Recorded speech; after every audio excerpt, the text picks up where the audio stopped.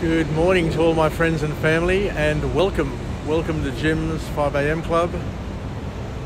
And as you can see, it's going to be a glorious morning today. An awesome sunrise, and the fresh water is just getting ready to move off. I'm up here at my normal haunt on Circular Quay train station, and just admiring this beautiful harbour that we have. It's just awesome. Look how beautiful it is. Look at the colours. Those colours are just remarkable. And the fresh water is just about to push off. I always love watching the ferry hit its turbo thrust and just move off slowly and start its day like all of us basically. Anyway, it'll happen over the next couple of minutes, but what I want to do today is just have a chat to you about a book summary that I've recently read, and the book is entitled How Many People Does It Take to Make a Difference? And the authors are Dan Zadra and Kobi Yamanda. So Dan Zadra and Kobi Yamanda have written a book entitled How Many People Does It Take to Make a Difference? And it's a fantastic book. It's a book which is quite thought-provoking, and something which I thoroughly enjoyed reading, and has some really interesting points in there. So what we'll do is I think we'll go on a bit of a walk and talk and chat about it.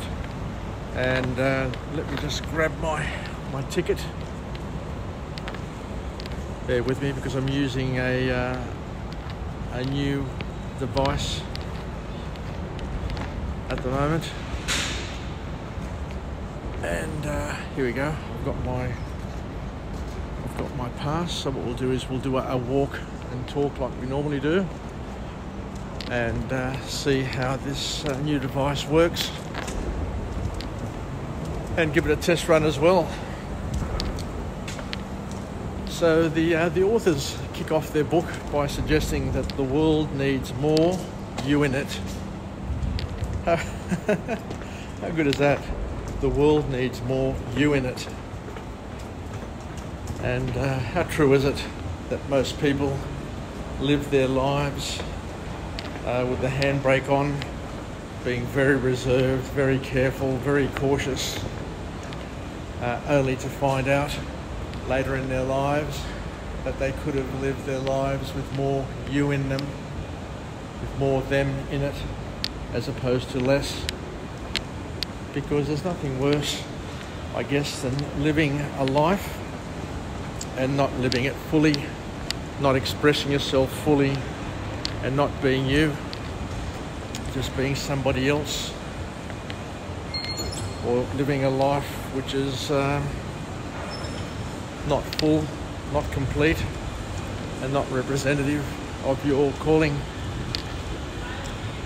And the author also makes another valid and powerful point, saying that there's never ever been a you in the world, and there'll never ever be another you to grace the planet, which is quite thought-provoking, because we all think that we're pretty average. We all think that we're not all that special, but the authors,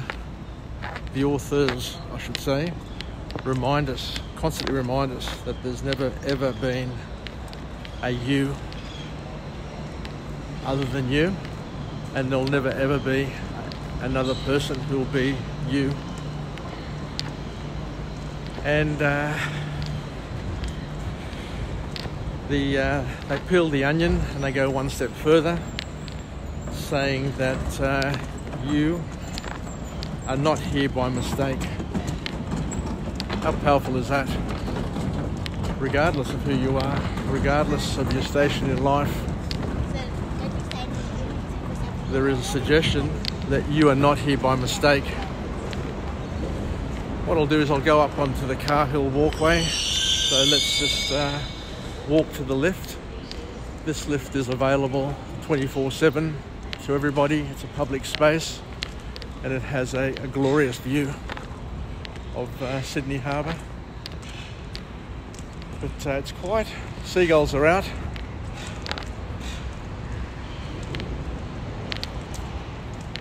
So let's continue our walk and talk.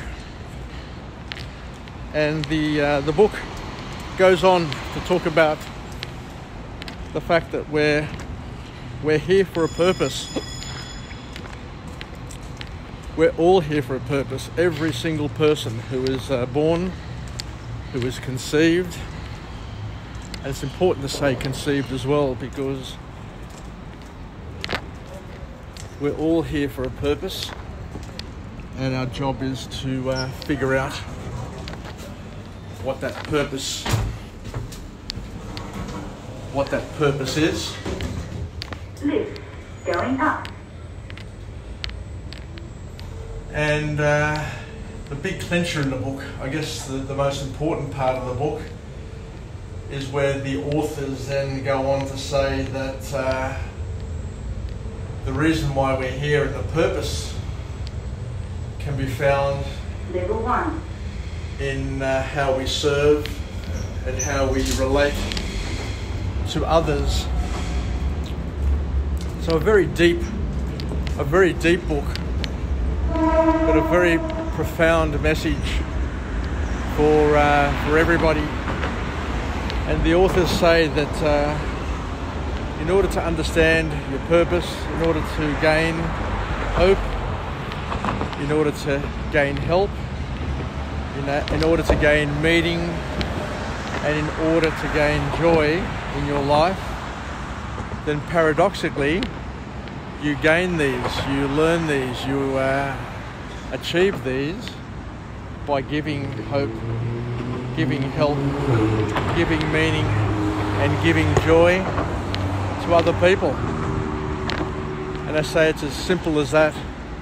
We're here to help others find meaning and to find their identity in life. And by helping others, we're helping ourselves.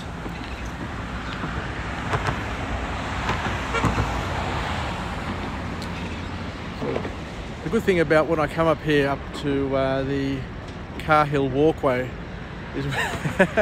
is whenever I'm videoing, whenever I'm doing a vlog, somebody will always bip their horn. We'll see how many people bip their horn today. I guess it's funny because I probably do the same thing. So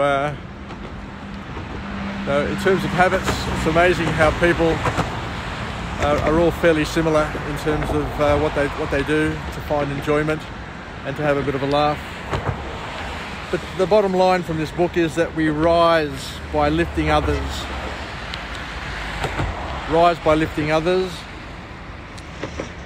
And our role in life, and this is a good takeaway point for all the young people, for all those who are starting out their life and trying to figure out who they are and what their purpose is that you need to seek to find how to serve. It's as simple as that. You just need to find how you can go about serving your fellow man and people, your communities, your families, your partner, your children, strangers, you name it.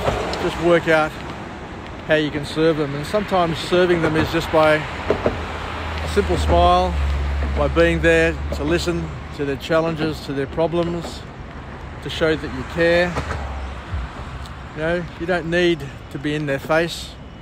You don't need to be all over them and to spend a lot of time, but you just need to be present when they need you to be present, and you never know when that moment is. So in order to make the most of it, I guess the authors are suggesting that we need to live in the present ourselves and not to be distant, not to be worried about the future or tied up in the past too much.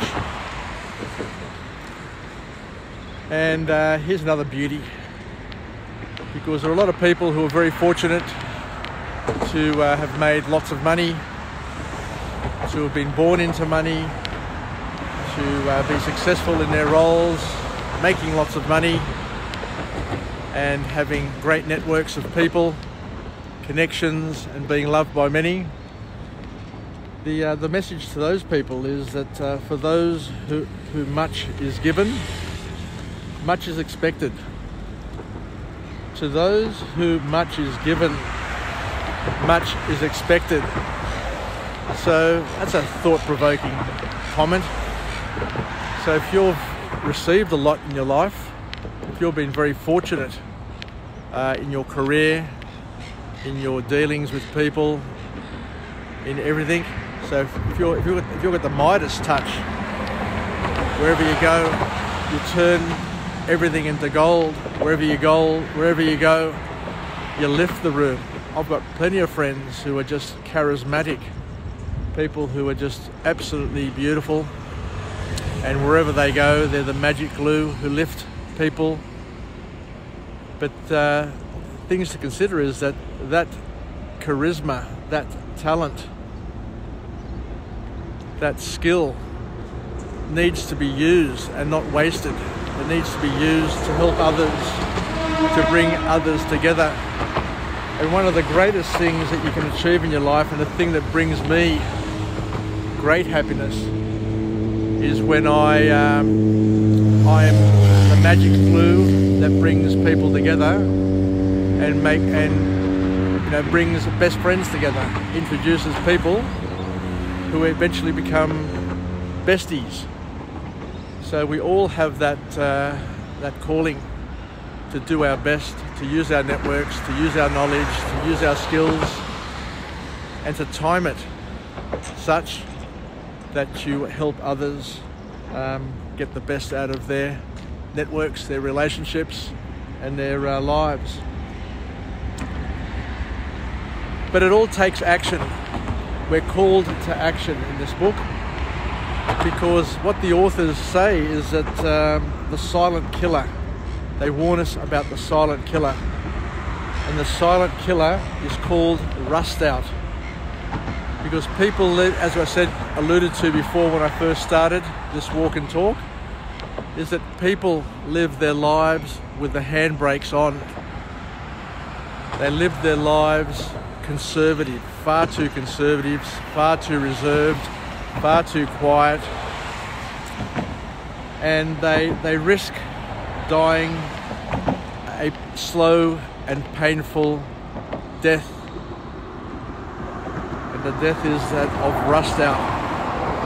And rust out is the opposite of burnout. Burnout is dying or being worn out by giving too much and being too much. Whereas what they say is that it's far worse to end your life rusting out and not basically living your life and fulfilling your mission by doing nothing, by being nothing, by saying nothing, for fear of what other people think, say, or believe of you. So rust out is basically where you're no longer growing, you're no longer contributing, you're no longer adding value to your family, friends, social circle. You've got to be giving, you've got to be adding, you've got to be continually creating value in order to grow and develop.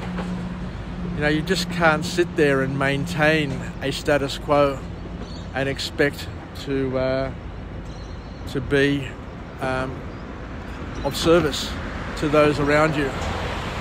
Much is expected of each and every one of us, and we can't just all of a sudden stop giving, stop being, because people have gotten used to us giving and being who we are.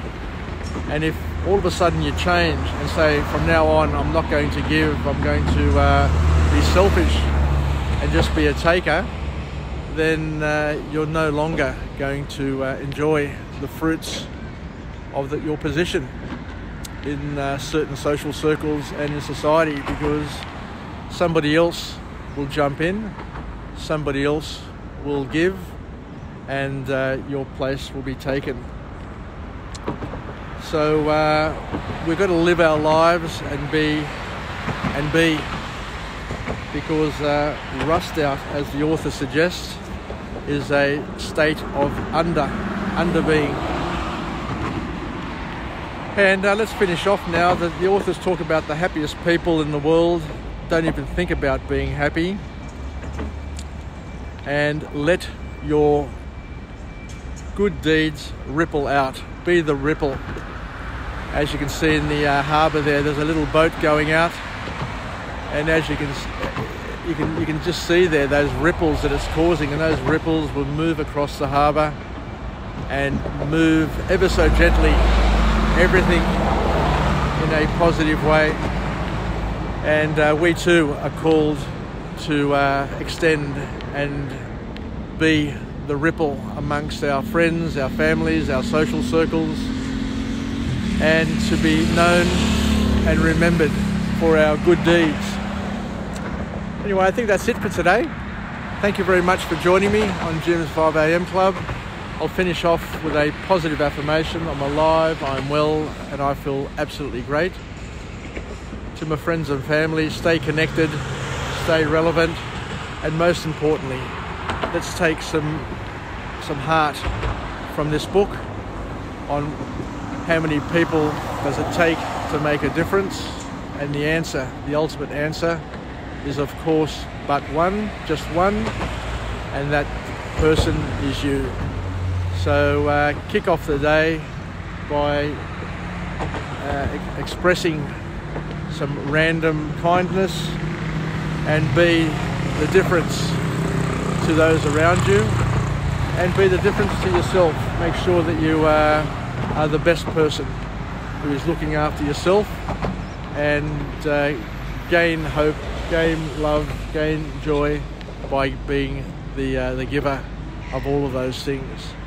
Yassas, take care from Jim, and I'm just trialling this new gimbal, and I'll see how we go. Bye for now, Yassas.